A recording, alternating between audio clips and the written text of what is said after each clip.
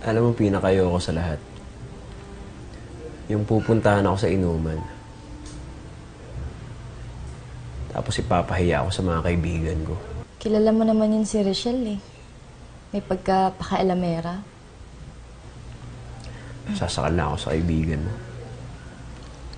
Kasi nga, ang gusto niya, siya yung sentro ng mundo mo. Ayoko nang ganun.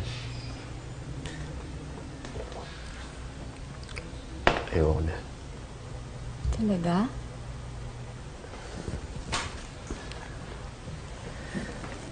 Alam mo, buti ka pa, naiintindihan mo ako. Siyempre, magkaibigan din naman tayo eh. Mas masarap kang kasama kaysa kay Rachel. Enjoy ka rin naman kasama eh. Pag hindi ka naman problema.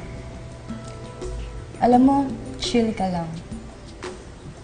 Isang smile nga dyan. Yan!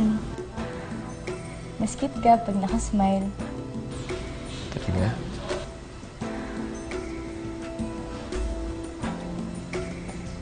Salamat ah.